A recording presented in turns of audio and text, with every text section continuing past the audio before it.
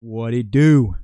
Bedtime crew. Hey man, listen, today we're putting the past behind us. We're getting Brendan Allen, in the rearview mirror, and we're focused on UFC 307. Guys, I am so excited for this card, man. I just want to spread some positivity. I want to be happy, guys. And today, I'm here with a wholesome bedtime W. We're going to be talking about my UFC 307 bingo card predictions. Now, for those of you that don't know what this series is, maybe you're new here, welcome. Okay, I'm a really happy, nice guy on this channel. I never rant, I never get angry.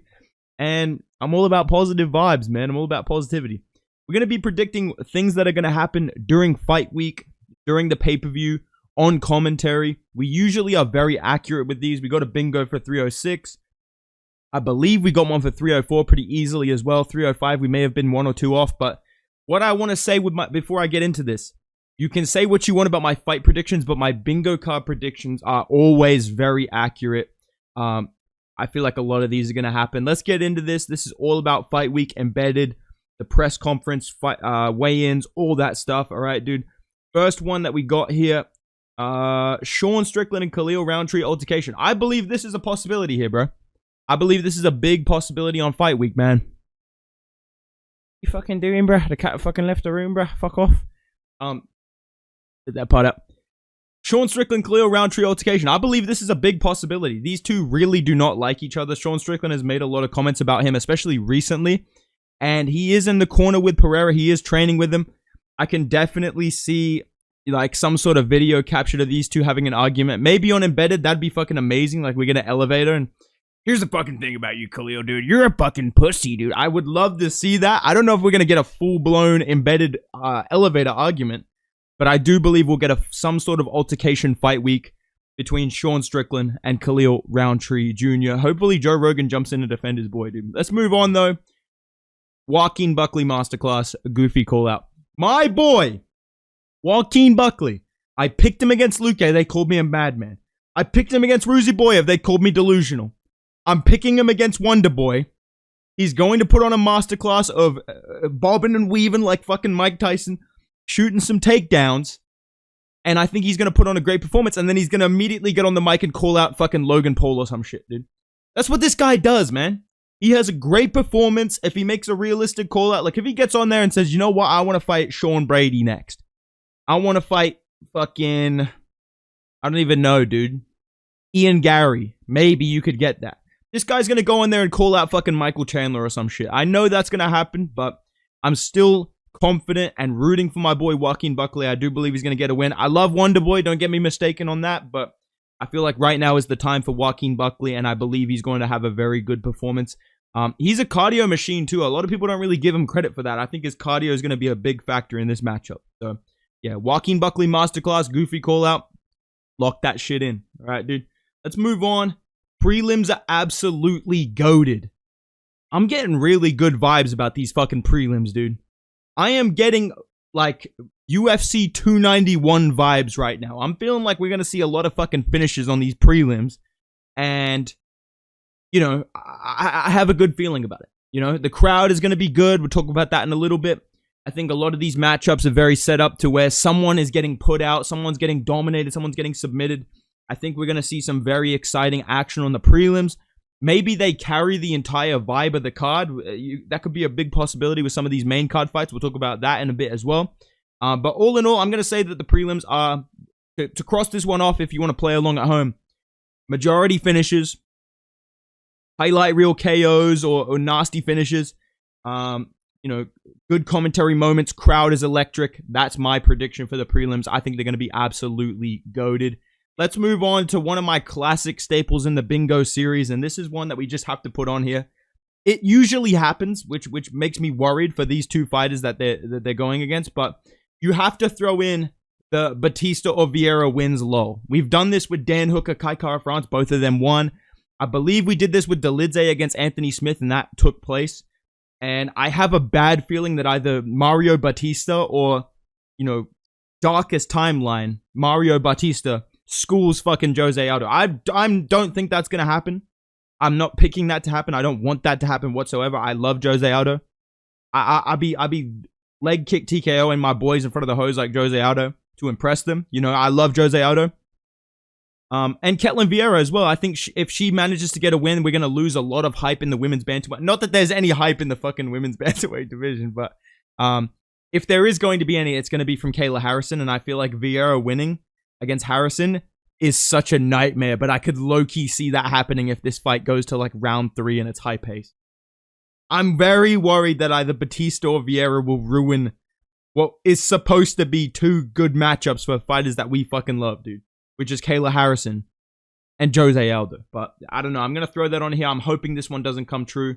Another one that I really hope isn't true, dude. I'm going to throw this on here, man. Wonder Boy or Jose Aldo retires, dude. I have a bad feeling that if... Well, it's not really a bad feeling. I feel like it's pretty reasonable. If Jose Aldo loses, he may probably retire. And I think if Wonder Boy loses this fight to Joaquin Buckley, he will retire. He's like 41, I'm pretty sure. He's like genuinely 40 years old. So I think that we are nearing the end for Wonder Boy. And I think if he loses pretty badly here, like dominant decision, which is what I think is going to happen, we may see the end of Wonder Boy. I hope not. I love Wonder Boy. I love Jose Aldo. I don't want this one to be true. But yeah, I have a feeling that if either of these guys lose, that's the end for them, in my opinion. So I'm going to throw that on the bingo card just to be sure. Let's move on to somebody that I fucking wish would retire. Raquel Pennington. I don't have any jokes. I'm not joking. Get up out of here, bro. This motherfucker, dude. Raquel Pennington ruins the sport of MMA. Dana White says nothing. What at bedtime? What do you mean? What do you mean by that? What do you mean by that? I'm glad you asked, dude. Listen, bro. Raquel Pennington, here's what she does, dude. She is like, I was writing my notes down for this, and I don't know how else to describe Raquel Pennington as champion other than like, imagine if fucking Alex Pereira and Khalil Roundtree got in a car, right? And then they pick up Yuri Prohaska. Yuri Prohaska gets in the car. I'm very happy. Thank you for bringing me on this ride. This is my purpose, to be here. Right? And then Jamal Hill gets in the car as well. And then Alexander Rakic and Volkan Oezdemir get in the car. Johnny Walker gets in the car. Right? Every other good light heavyweight gets in the car, and the car drives off a fucking cliff by accident. And the only man left to be champion is Anthony Smith. That's Raquel Pennington as the champion. You're the female Anthony Smith. She's probably going to bore the fuck out of us and win this fight against Juliana Pena, who's terrible, by the way. She's going to win against Pena because Pena sucks. Okay, dude? Respectfully speaking, I guess. I don't fucking know. Michael Chiesa, don't hurt me, I guess. I don't fucking know. Raquel Pennington's going to win, dude. And she's going to bore the fuck out of us. She's going to kill the vibes of the card completely fucking dead if there are any. And on the post-fight press conference, Dana White's going to bag on some other fight, which is what he always does. 297. Raquel Pennington ruins the fucking card with her fight against Mayra Bueno Silva, and he gets on. What's the question? What's the worst fight tonight? Arnold Allen. Movsar. That fight was fucking terrible. Yeah, that fight didn't win any fans tonight. That's the fight that you're gonna talk about, Dana? I swear to God, Dana White is gonna get on the post-fight thing and talk about how fucking Roman Dolidze was boring tonight, instead of Raquel Pennington, who's genuinely out to ruin the fucking sport of MMA. She's out to put the UFC out of business, dude. She's the biggest op to the company outside of fucking PFL, dude. Raquel Pennington, bro. Please, bro. Just hang it up, dude. All right, let's move on to the next prediction on here. I just had to get that off my chest. That's just real, dude. Let's move on to the next prediction. Main card is boring until the main event. When I looked at this card, originally, I was thinking, you know what? Why are people hating on this, dude? This is a good card. I am excited about this. This has good vibes. This is like a good little place filler card until we get to the monster that is 308. But then I looked at the matchups and I realized, okay, Roman Dolidze versus Kevin Holland. That's probably going to be boring. Roman Dolidze is going to take him down.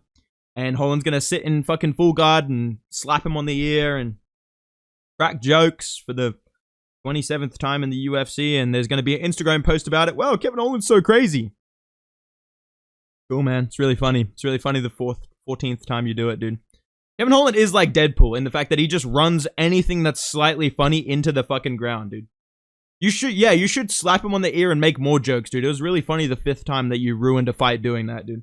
You should do it again. It's really entertaining when you do that, man. So Kevin Holland and Roman Dolidze is going to be boring. I think that Jose Aldo, Mario Batista is going to be very technical. I don't know if there's going to be a finish in that because Batista is very good. Jose Aldo is very tough. I think Aldo's probably going to win, and I don't really see him finishing Mario Batista. I would love that fight to be entertaining. I think that has potential. I think Kayla Harrison has potential for a finish, but it's also WMMA. You know, you don't really know. I think Raquel Pennington and Juliana Pena is going to be a genuine abomination of the sport, ruin the division beyond what it's even at right now. And honestly make me reconsider why I watch this fucking sport. I think the main event is going to carry so fucking hard on this card, dude. I think the vibes are going to pick up. The aura levels are going to pick up. I sound like a fucking Twitter, like, AI bot, dude. But I think everything is going to pick up when that main event starts, and it's going to save us from this main card, especially with the potential for boredom on the main card. That's my prediction. Main card is boring until main event starts. All right, dude. Let's move on. Obviously, we got to address the elephant in the room. At least 2 elevation gas outs. It is still to a point in 2024. People go to Salt Lake City at elevation and still gas out. I'm sorry, that's not an excuse, bro. That's not a fucking excuse, dude. I've seen UFC fighters go and do it and fight there and not gas the fuck out. It is part of the fucking, like, training camp. It's got to be part of your preparation. That, okay, I'm fighting in Utah. I'm at elevation. I need to train at elevation. I need to make sure that I'm prepared for elevation. How are there fighters in the UFC that can do this perfectly fine? Like Kamaru Usman, Justin Gaethje, Corey Sandhagen, Curtis Blades, guys like that come to mind immediately. That can handle elevation perfectly fine and train at it. You know what I mean? But I feel like we're still going to get at least 2 UFC fighters just rock up the week of the fight, gas out in 1 round, turn into Luke Rockhold with their fucking hands on their legs. And I'm sure people on Twitter will be like, dude, why are we still going to fucking Salt Lake, dude? Why are we ruining... Sorry, let me be the Australian casual because Lucas is back. Shout out my boy Lucas. I missed you, brother. Let's debate again soon, brother. I missed you, man. Damn, I missed you, dog. The Australian casual, fuck. Hey, why are they fucking going to Salt Lake City, mate? That's fucking elevation. I used to train at fucking elevate. Yeah, shut the fuck. Alright, we're gonna get 2 gas outs. Let's move on, though. I know this is gonna happen, bro. Insanely hard Pereira and Aldo photo, bro. These 2 Brazilian fucking legends are gonna link up. They're gonna take one of the hardest picks of all time. And I believe that this is gonna carry the build-up. Because a lot of these motherfuckers don't really speak English. We're not gonna get a lot of beef on the card. Especially because Buckley's not even on the main card, which is just ridiculous. But we do have Jose Aldo and Alex Pereira's aura to carry us, bro. And that's all I need. I just need a picture of these 2 fucking legends side by side, man. Let's move on, though, to another one. What do we got here? Dana White. Yes, Dana White randomly changes his mind on Pereira changing weight class. For those of you that know, Dana White previously said he doesn't really like the idea of Alex Pereira going to heavyweight. Just kind of wants him to stay at light heavyweight. I have a weird feeling that once Alex Pereira gets rid of Khalil Roundtree and the next fight for him at light heavyweight is Magomed Ankalaev, Dana White all of a sudden, what's the yeah, we're going to send the kid to fucking middleweight. Yeah, we're going to send him to middleweight. How do you not do him versus Izzy 3? How do you not do him versus Anderson Silva? That's the middleweight GOAT. You know, we can't disrespect Anderson. You know, we got to make that fight. That's what Dana White... I feel like Dana White's going to really change his fucking tune if Alex Pereira wins this fight easily, which I think he will. But yeah, I have a feeling Dana White is going to change his tune very quickly about that. Let's move on, though. I do want to talk about this main event. And one thing that I kind of forgot about until I was making this video that I do think will be really cool. I think we're going to get a fucking badass stare down between Pereira and Khalil, bro. I know that's a pretty easy prediction to make, but that's what I do on this. I make easy locks, bro. I make goated predictions. And I do think that we're going to get a badass, like, 4-minute uninterrupted stare down between Pereira and Khalil Roundtree. Khalil Roundtree can go aura for aura with anybody, kid. He can go edit for edit with anybody, buddy. And I think we're going to get a hard fucking stare down across the cage from each other under the black and white lights. I think it's going to be sick. Yeah, I'm looking forward to this main event. I am actually excited about it. I know that I dropped my generational hater rant about this, and I complained about it and all this stuff, but I am still excited for it. I do think it's kind of fun. It's a cool matchup. I'm not mad at the... I am mad at the... Like, he doesn't deserve it, but I'll take it, I guess. You know what I mean? Let's move on, though. Crowd carries the card heavily. Every time they go to Salt Lake City, you can say what you want about the cards. You can say what you want about the matchups. The crowd is fucking dope for these events. I do want to say that. I remember UFC 291 was one of the most goated experiences watching UFC. Like, dude, can I just say that time period, UFC 290, banger. UFC 291, banger. 292, banger main event. 293, Strickland beat Izzy, banger. White Boy Summer. You guys remember that time period if you were with me, right? You remember how good that time was, dude? Man. And this reminds me of that. I feel like this is one of those cards where you're kind of like, it's not super high quality. The fights are probably going to be very entertaining, especially on the prelims. And I think the crowd is going to do a big boost in carrying the card, making us all go, you know what? That was actually a sick event. Perfect example is Paris, which took place today for me recording this, yesterday for you guys. A good crowd can really make or break an event. And I think that Salt Lake City is one of those crowds that's going to have really high energy and boost a lot of the fights on the card. All right. Let's move on, man. I want to talk about some commentary. I know you guys love when I talk about the Roganisms, and I believe my boy Rogan is back for this one. I believe St. Rogies is back. Okay, dude. I think Joe Rogan... First of all, I think this motherfucker's gonna cry if Khalil wins, bro. I believe Joe Rogan will fucking burst into tears if Khalil Roundtree wins this fight. But I can definitely see him or DC getting on the mic. Khalil Roundtree's a marauder. This guy beats people like they owe him money. And I can see DC being like, Joe, this dude beats people like they owe him money, man. Like, I just feel like they're going to say one of those classic lines that we've all been making fun of all week. Of Khalil beats people up like he's Batman. Khalil beats people like they stole something. I feel like they're going to say something along those lines on this pay-per-view. And the word marauder will definitely be utilized. The word marauder will definitely be utilized. I already know that fight week, you guys are going to be all over my DMs telling me, bro, bedtime, cross it off the fucking bingo card. Like, coming up to me like I'm George Bush, being like, sir, he used the word marauder about Khalil. And I just get up and I'm like, oh my God. You know what I mean? I know this is a lock, dude. I know you guys are going to keep me posted on all of these, all right? Let's move on. One of my favorite things to do on these bingo card predictions is talk about things that will be announced during the pay-per-view, after the pay-per-view, because usually we get things like that, right? I think we're going to get Colby Covington versus Ian Gary, dude.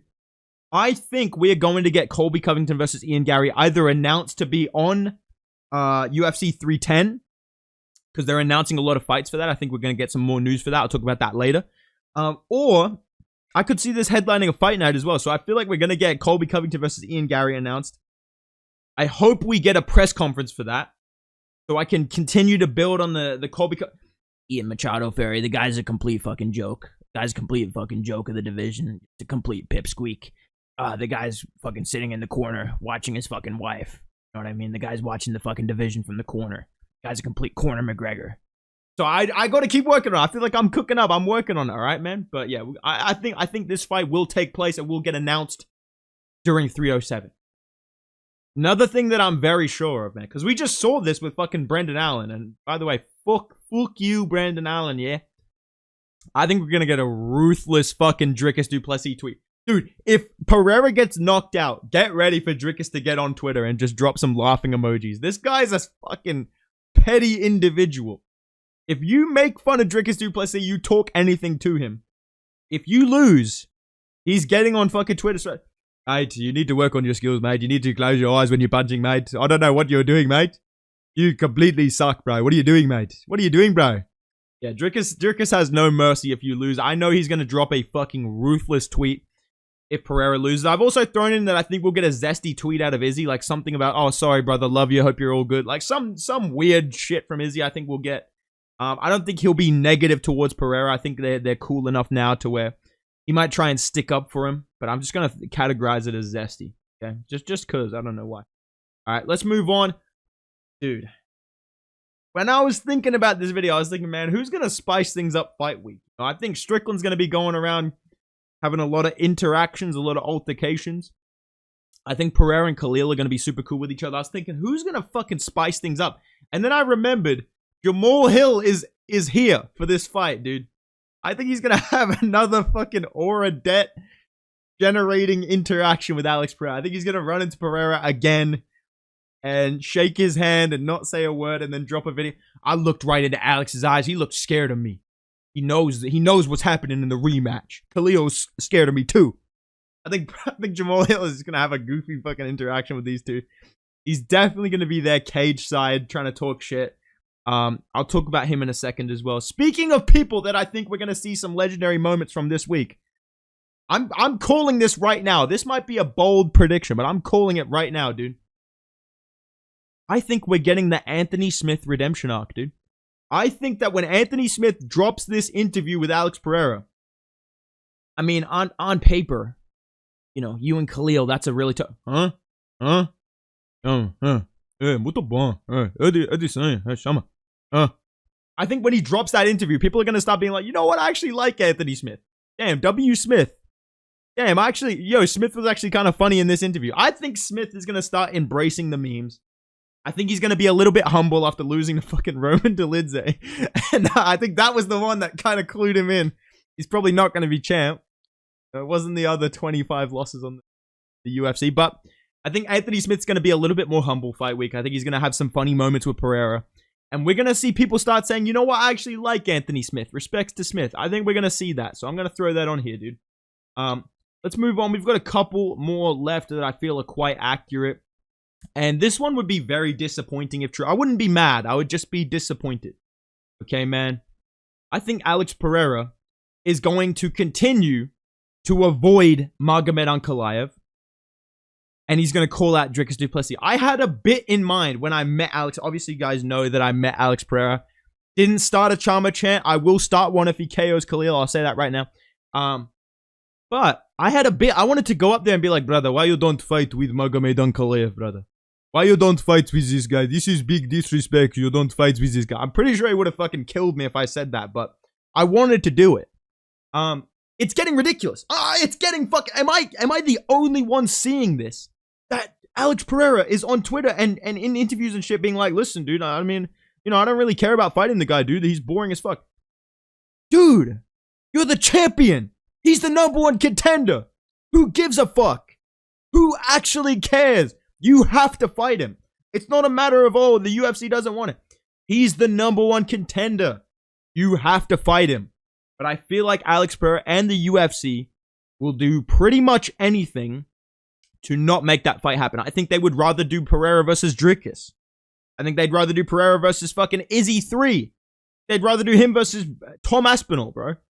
I have a very bad feeling, and like I said, I wouldn't be mad. I'd be disappointed if Pereira does this. I feel like he's going to get on the mic and call out Dricus. And I think that's really gay. And I think that's not cool. I think it sucks, dude. I don't know why I said not cool like I'm lecturing. It's not cool, man. Not cool, buddy. All right, let's move on. Yeah, this one's going to be a fucking ruthless one, dude. Extremely long promo for Esparza retirement. Now, for those of you that don't know and are absolute casuals, real hardcores, we know there is a retirement happening this weekend. And it's Carla Esparza, dude. 2-time UFC champion, legend of the sport, who's on the card higher than Joaquin Buckley, by the way, and Wonderboy. Yeah, that makes sense. She's going to be retiring. This is her final fight in the UFC. And I feel like we're going to have to sit through a fucking 5-minute promo about her career like she's GSP, dude.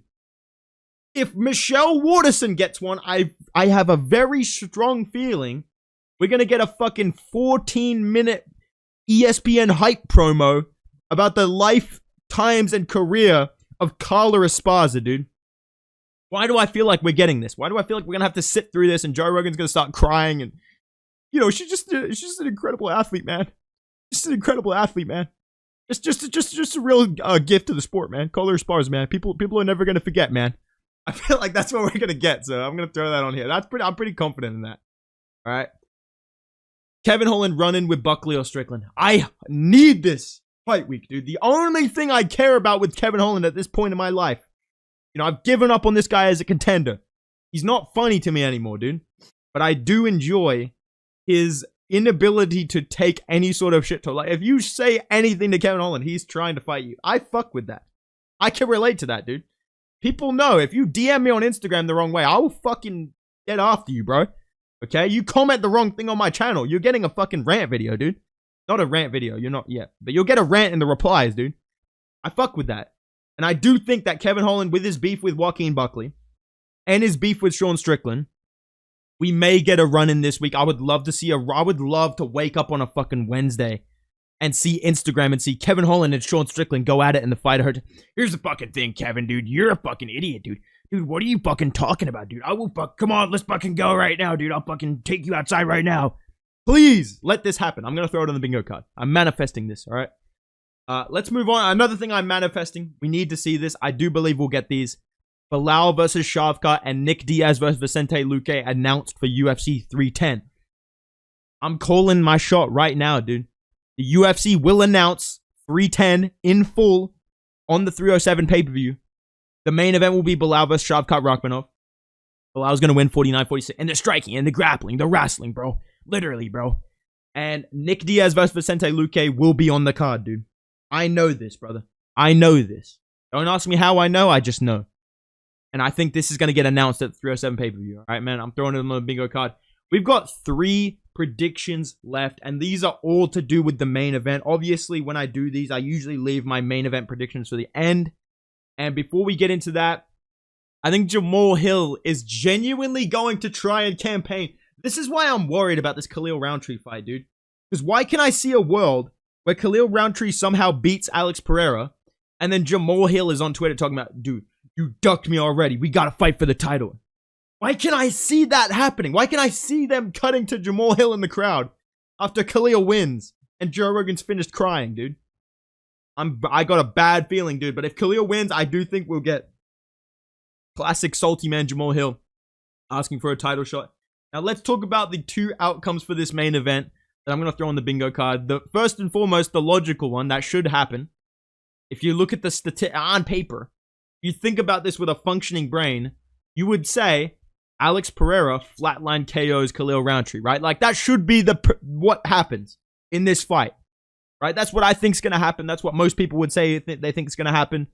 If you look at, like, who they fought, how they fight, their resume, their losses, you would say Alex Pereira KOs Khalil Roundtree. I'm going to throw that on the bingo card. I think that's going to happen, dude.